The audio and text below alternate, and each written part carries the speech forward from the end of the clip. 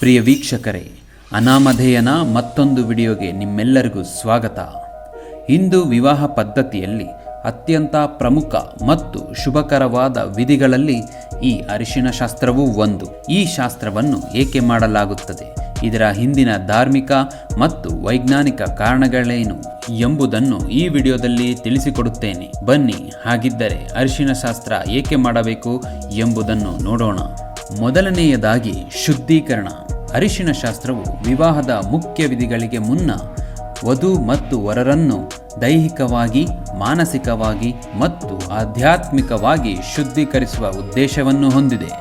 ಇನ್ನು ಇದೊಂದು ಶುಭ ಸಂಕೇತ. ಹಿಂದೂ ಧರ್ಮದಲ್ಲಿ ಅರಿಶಿಣವನ್ನು ಅತ್ಯಂತ ಶುಭಕರವಾದ ವಸ್ತುವೆಂದೇ ಪರಿಗಣಿಸಲಾಗಿದೆ ಮತ್ತು ಇದನ್ನು ಯಾವುದೇ ಧಾರ್ಮಿಕ ಅಥವಾ ಹೊಸ ಕಾರ್ಯದ ಆರಂಭದಲ್ಲಿ ಬಳಸಲಾಗುತ್ತದೆ. ಇನ್ನು ಅರಿಶಿನ ಶಾಸ್ತ್ರದ ವೈಜ್ಞಾನಿಕ ಮತ್ತು ಆರೋಗ್ಯ ಕಾರಣಗಳನ್ನು ನೋಡೋಣ ಬನ್ನಿ. ಅರಿಶಿನ ಶಾಸ್ತ್ರದ ಬಳಕೆಯು ಕೇವಲ ಸಂಪ್ರದಾಯವಲ್ಲ, ಇದರ ಹಿಂದೆ ಬಲವಾದ ಆರೋಗ್ಯ ಕಾರಣಗಳೂ ಸಹ ಇವೆ. ಅರಿಶಿನ ಶಾಸ್ತ್ರವು ಪ್ರಬಲವಾದ ನೈಸರ್ಗಿಕ ಆಂಟಿಸೆಪ್ಟಿಕ್ ಮತ್ತು ಆಂಟಿ ಬ್ಯಾಕ್ಟೀರಿಯಲ್ ಗುಣಗಳನ್ನು ಹೊಂದಿದೆ. ವಿವಾಹದ ಇಂದಿನ ದಿನಗಳಲ್ಲಿ ಇದನ್ನು ಲೇಪಿಸುವುದರಿಂದ ಚರ್ಮದ ಮೇಲೆ ಇರುವ ಸಣ್ಣ ಪುಟ್ಟ ಗಾಯಗಳು, ಮೊಡವೆಗಳು ಅಥವಾ ಸೋಂಕುಗಳನ್ನು ಇದು ಗುಣಪಡಿಸುತ್ತದೆ. ಇನ್ನು ಚರ್ಮಕ್ಕೆ ಹೊಳಪು. ಅರಿಶಿಣ, ಹಾಲು ಮತ್ತು ಹಿಟ್ಟಿನ ಮಿಶ್ರಣವನ್ನು ನೈಸರ್ಗಿಕ ಸ್ಕ್ರಬ್ನಂತೆ ಕಾರ್ಯನಿರ್ವಹಿಸುತ್ತದೆ. ಇದು ಚರ್ಮದ ಸತ್ತ ಕೋಶಗಳನ್ನು ಅಂದರೆ ಡೆಡ್ ಸೆಲ್ಸ್ಗಳನ್ನು ತೆಗೆದುಹಾಕಿ ರಕ್ತ ಪರಿಚಲನೆಯನ್ನು ಉತ್ತಮಗೊಳಿಸಿ ವಿವಾಹದ ದಿನ ವಧು ಮತ್ತು ವರರಿಗೆ ನೈಸರ್ಗಿಕ ಹೊಳಪನ್ನು ನೀಡುವುದರಲ್ಲಿ ಅರಿಶಿಣ ಪ್ರಮುಖ ಪಾತ್ರ ವಹಿಸುತ್ತದೆ. ಇನ್ನು ಒತ್ತಡ ನಿವಾರಣೆ. ಮದುವೆಯ ಒತ್ತಡವು ಹೆಚ್ಚಿರುವಾಗ ಅರಿಶಿಣದ ಸುವಾಸನೆ ಮತ್ತು ಅದರ ಲೇಪನವು ದೇಹ ಮತ್ತು ಮನಸ್ಸಿಗೆ ಶಾಂತತೆಯನ್ನು ನೀಡುತ್ತದೆ. ಇವಿಷ್ಟು ವೈಜ್ಞಾನಿಕ ಕಾರಣಗಳಾದರೆ ಇನ್ನು ಧಾರ್ಮಿಕ ಕಾರಣಗಳನ್ನು ನೋಡೋಣ ಬನ್ನಿ. ಅರಿಶಿಣವು ಸಂಪತ್ತು ಮತ್ತು ಸಮೃದ್ಧಿಯ ದೇವತೆಯಾದ ಲಕ್ಷ್ಮೀ ದೇವಿಯ ಸಂಕೇತವಾಗಿದೆ.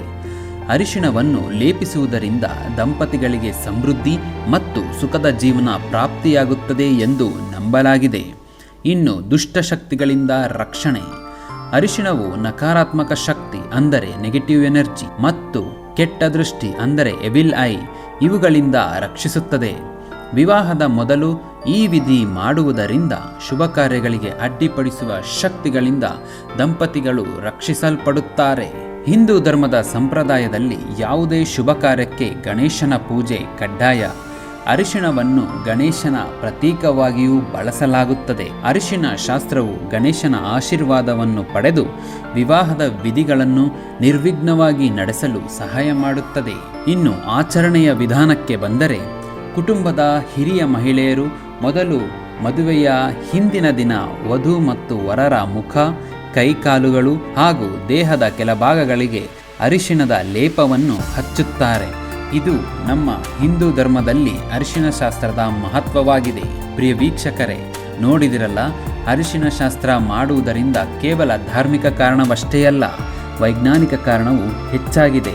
ಇತ್ತೀಚಿನ ದಿನಗಳಲ್ಲಿ ಅರಿಶಿಣ ಶಾಸ್ತ್ರವು ಮದುವೆಯಷ್ಟೇ ಅದ್ಧೂರಿಯಾಗಿ ನಡೆಸಿಕೊಡಲಾಗುತ್ತದೆ. ಪ್ರಿಯ ವೀಕ್ಷಕರೇ, ಇಂದಿನ ಈ ಅರಿಶಿನ ಶಾಸ್ತ್ರದ ವಿಡಿಯೋ ನಿಮಗೆ ಇಷ್ಟವಾದಲ್ಲಿ ಈ ವಿಡಿಯೋಗೆ ಒಂದು ಲೈಕ್ ಮಾಡಿ ಹಾಗೂ ನನ್ನ ಪೇಜನ್ನು ಸಬ್ಸ್ಕ್ರೈಬ್ ಮಾಡಿ ಅಂತ ಕೇಳುತ್ತಾ ಈ ಅನಾಮಧೇಯ ಹೋಗಿ ಬರುತ್ತಾನೆ. ಧನ್ಯವಾದಗಳು.